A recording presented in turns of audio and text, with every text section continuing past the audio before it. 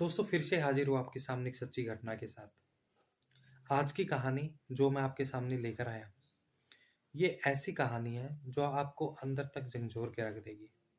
एक ऐसी कहानी जिसमें दो पढ़े लिखे, दो कानून के जानकार ऐसा कदम उठा लेते हैं जो कानून की नज़र में ही एक गुनाह है।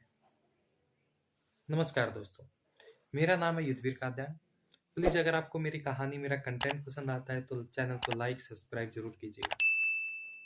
7 फरवरी की रात है, 7 फरवरी 2020। दिल्ली में इलेक्शन होने वाले थे 8 फरवरी को। तो दिल्ली में सुरक्षा घेरा बना हुआ था, हर जगह पुलिस का पहरा था। तो तभी रोहिणी ईस्ट पे एक लड़की उतरती है मेट्रो से, और मेट्रो से जैसे ही बाहर आती है उसके ऊपर 3 गोलियां चलाई जाती हैं, और एक गोली उसके सर में लगने के कारण उसकी मृत्यु हो जाती है। जब तक लोगों को कुछ समझ आता, हमलावर भी वहां से भाग जाता है, वो फरार हो जाता है। तो तभी पुलिस को फ़ोन किया जाता है, पुलिस आती है। लोगों का कहना था कि जब तक पुलिस आई तब तक वो लड़की मर चुकी थी। फिर उस लड़की को उठा के हॉस्पिटल ले जाया जाता है और वहाँ पे उसको मृत घोषित कर दिया जाता है। जब उस लड़की की पहचान होती है तो उस लड़की की पहचान होता है प्रीति अहलावत के नाम से। प्रीति अहलावत जो कि दिल्ली पुलिस में सब इंस्पेक्टर के पद पर कार्यरत थी, पड़पड़गंज इंडस्ट्रियल एरिया में। और वहीं से ही अपनी वो ड्यूटी ख़त्म करके रोहिणी अपने जहाँ पे वो रेंट के कमरे में रहती थी वहाँ आ रही थी, और रास्ते में ही उसके साथ ये वारदात हो जाती है। पुलिस भी इसमें जुट जाती है, उसके फ़ोन की इंक्वायरी करती है, फ़ोन से डाटा निकालती है। तो वहाँ से एक लड़के का नंबर मिलता है जिसको पुलिस ट्रेस करने लग जाती है। और एक ऐसी ही घटना दूसरी जगह हरियाणा में हो रही होती है। हरियाणा में, जो कि दिल्ली से 54 किलोमीटर पड़ता है, मुरथल। मुरथल के पास ही एक कार में एक लाश मिलती है जिसमें सर्विस रिवॉल्वर से ही खुद को गोली मारी जाती है। तो शुरुआती जो पड़ताल होती है उसमें पुलिस एक नतीजे पर पहुंचती है कि आत्महत्या ये इन्होंने की है। और आत्महत्या करने के बाद उसको आत्महत्या के हिसाब से ही पुलिस लेके चलती है। और उसकी भी फिर जब शिनाख्त की जाती है, जब पता किया जाता है, तो वो भी दिल्ली पुलिस में सब इंस्पेक्टर के पद पे ही कार्यरत होता है। उसका नाम होता है दीपांशु राठी। जब इनका दोनों का, एक तरफ दिल्ली जो पुलिस है वो प्रीति की हत्या के केस को सुलझाने में जुड़ी हुई थी, क्योंकि उनकी तो हत्या की गई थी, और दीपांशु राठी की आत्महत्या के उसमें हो रखा था।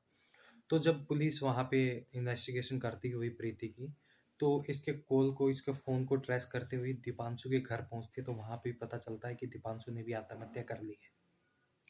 तो जब पुलिस इसकी तफ्तीश करती है, जब पुलिस इसकी पड़ताल करती है, तो पता चलता है कि दीपांशु ने ही अपनी सर्विस रिवॉल्वर से उसको गोली मारी है, प्रीति राठी को। अब इनका क्या आपस में नाता था, क्या इन दोनों में चल रहा था जिसकी वजह से दीपांशु राठी को प्रीति अहलावत को गोली मारनी पड़ी? इसके लिए हमें उनके अतीत में जाना पड़ेगा। ये बात है 2018 की। 2018 में दोनों ही दिल्ली पुलिस के सब इंस्पेक्टर के पद पर चुने जाते हैं, और उनकी ट्रेनिंग चलती है। दोनों एक ही बैच से ट्रेंड है, दोनों एक ही बैच की ट्रेनिंग में हिस्सा लेते हैं। और वहाँ से ही अपने अपना, जब इनकी ट्रेनिंग ख़त्म हो जाती है तो दोनों अलग अलग पोस्टिंग पे चले जाते हैं एरिया में। जो दीपांशु की पोस्टिंग होती है वो भजनपुरा एक जगह पड़ती है दिल्ली में, वहाँ होती है।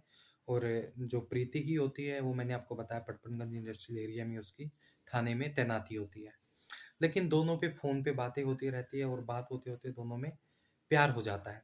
लेकिन दोनों के प्यार में एक चीज़ की अड़चन थी कि दोनों के गांव का गोत्र एक था। तो गांव के गोत्र के हिसाब से दोनों भाई बहन थे। ये बात दोनों ने अपने घर पे बताई। तो घर पे जब बताई तो मम्मी पापा ने, दादा ने, सब ने इस बात का विरोध किया कि वो गांव के हिसाब से, अगर गांव के गोत्र के हिसाब से देखा जाए तो तुम्हारा भाई लगता है, तो इसलिए तुम्हारी शादी नहीं हो सकती, तुम मुझसे थोड़ी दूरियां ही बना लो। और प्रीति के घर वाले उसके लिए लड़का ढूंढने लग जाते हैं।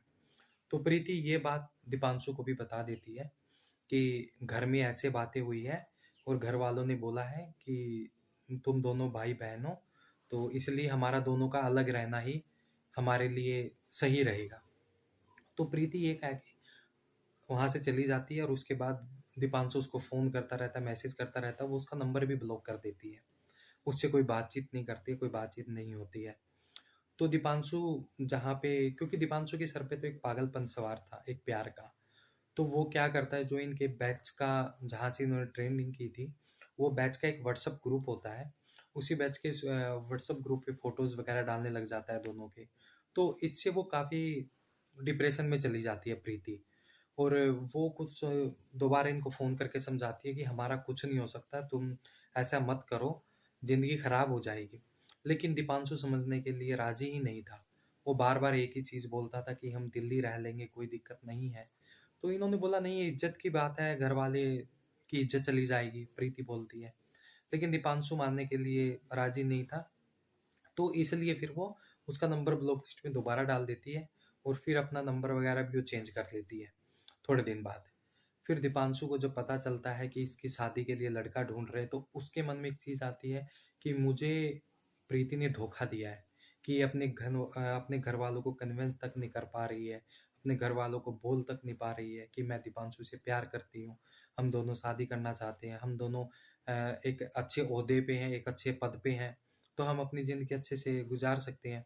तो उसको लगता है कि जो प्रीति है उसने मुझे धोखा दिया है। तो इसी जलन में, इसी उसमें तपत में वो तपता हुआ दिल्ली आता है, और उसको पता चलता है कि वो टाइमिंग इनके निकालता है कितने बजे वो थाने से निकलती है, और इतने बजे रोहिणी जो ईस्ट है मेट्रो स्टेशन से बाहर निकलती है इस टाइम तक। तो वो वहीं पे ही वेट कर रहा था, और अपनी गाड़ी से निकलता है, और गाड़ी से निकलते ही 3 गोलियां मार देता है। 3 गोलियों में से एक गोली गाड़ी पे जाके लगती है, और एक मिस फायर होता है, वो साइड से गुजर जाती है, और एक उसके माथे पे जाके लग जाती है, जिसकी वजह से प्रीति की ऑन स्पॉट ही मृत्यु हो जाती है। फिर उसके बाद जब पुलिस को प्रीति का फोन मिलता है, वहां से निकाला जाता है, चैट दिखती है दोनों की। तो वहां से फोन का भी पता चलता है कि जो प्रीति ने दीपांशु का नंबर ऐड करा है वो विकिपीडिया के नाम से ऐड कर रखा था। और जब उसकी लोकेशन पता की जाती है, तो उसकी लोकेशन सोनीपत की मिलती है, उनके घर की। तो वहां पे जाके पता चलता है कि दीपांशु ने खुद ही आत्महत्या कर ली है, और खुद ही अपनी सर्विस रिवॉल्वर से गोली मार के वो मर गया है।